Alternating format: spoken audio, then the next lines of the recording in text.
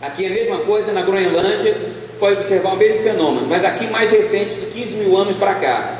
Observem aqui, eu esqueci de pedir o laser, mas observem aqui as variações de temperatura muito rápidas aqui no período chamado Dryas recente. Caiu muito depressa e subiu muito depressa.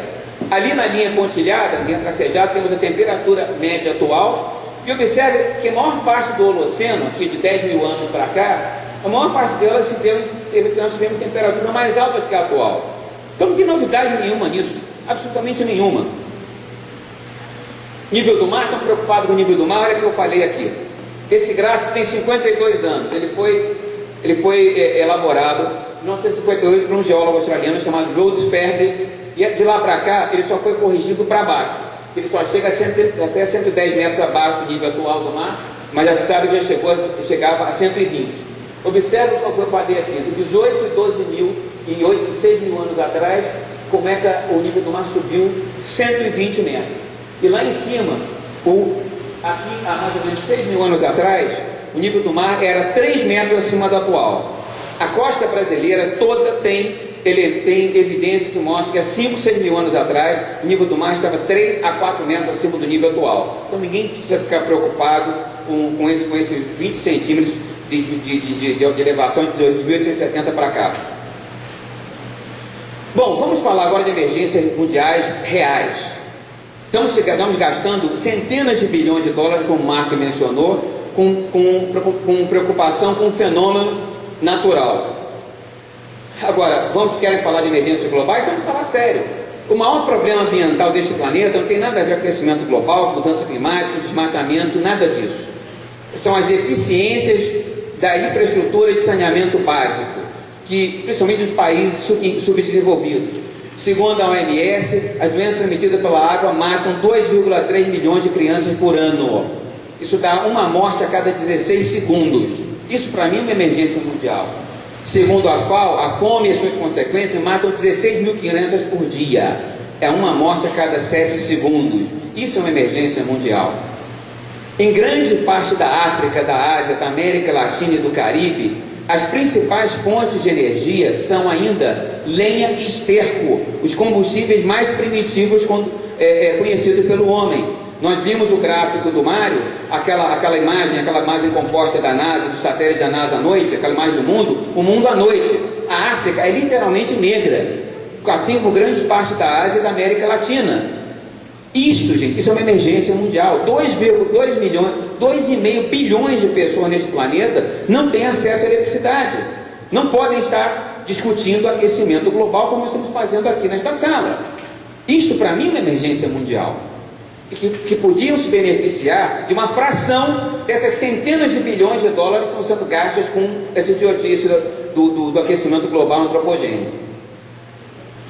Bom, segunda palavra-chave dessa lista, das nossas três, é o conhecimento adequado da dinâmica climática. Nós temos alguns requisitos para isso, que é, primeiro, resgatar a ciência climática desses vícios éticos, metodológicos e epistemológicos que foram introduzidos por essa discussão distorcida do aquecimentismo. Só que, primeira delas é a imposição de uma teoria sem evidências concretas. Eu repito aqui, não existe evidência científica que comprovem a teoria do aquecimento global antropogênico. Por evidências científicas, entenda-se, dados observados no mundo físico. Projeção de modelo de computador não é evidência, é projeção de modelo matemático. Isso tem que estar comprovado por dados. A ciência, a metodologia científica, o método científico, ele depende de uma convergência permanente de evidências e hipóteses. Se uma não concorda com a outra, uma das duas está errada.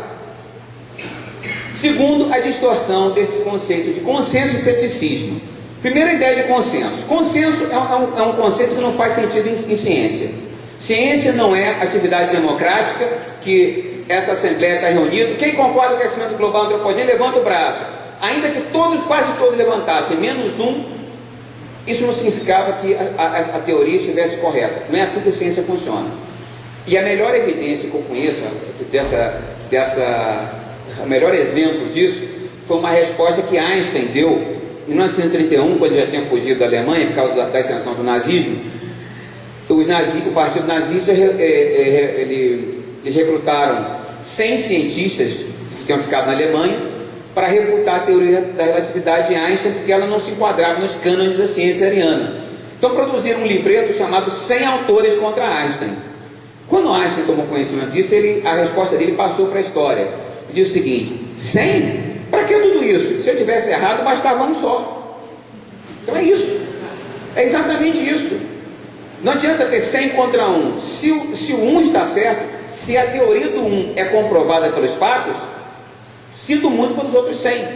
A teoria do aquecimento global antropogênico é isso. E esse consenso, primeiro que não faz sentido, e segundo que nós estamos vendo que não é bem assim. E essa aqui é a melhor de todas, essa é a ideia dos céticos. Eu tenho uma bronca deste negócio, figadal.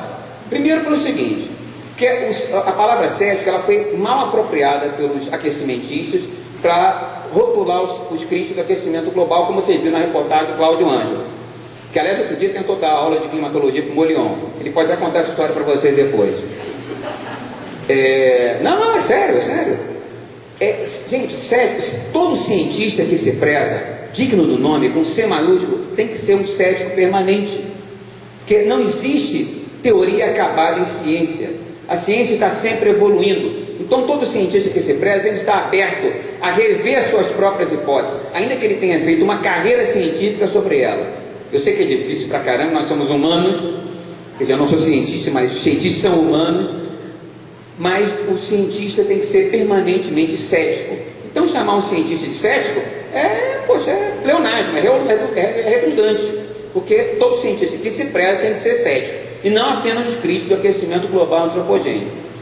E o terceiro item é a ênfase, a ênfase do reducionismo. Reducionismo, que são esses modelos climáticos atuais. Eu acho, não sei se todo mundo está familiarizado com como funciona o modelo climático.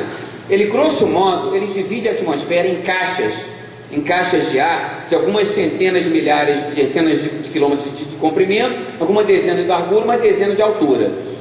Então vai analisando os fluxos de energia dentro dessas caixas, o impacto desse fluxo de energia dentro dos parâmetros climáticos, e depois tenta integrar essas caixas para o mundo inteiro. Isso se chama reducionismo, é o método, é o princípio científico de que você pode entender um fenômeno complexo, dividindo esse fenômeno em subfenômeno, um sistema complexo, em subsistema mais simples, e depois você agrega o conhecimento do sistema mais simples para entender o fenômeno complexo. Isto funciona para aplicações de engenharia e tecnologia, e até para alguns fenômenos científicos naturais mais simples, mas nunca para um sistema extremamente complexo, não linear e caótico como o clima. Não dá para entender a dinâmica climática colando caixa de ar, de atmosfera uma na outra. É preciso uma visão holística, uma visão integral, entender o clima como um sistema sinergético, ou seja, a ideia de que o comportamento do todo, ele não pode ser, ele é maior que o comportamento das partes, do que a soma do comportamento das partes.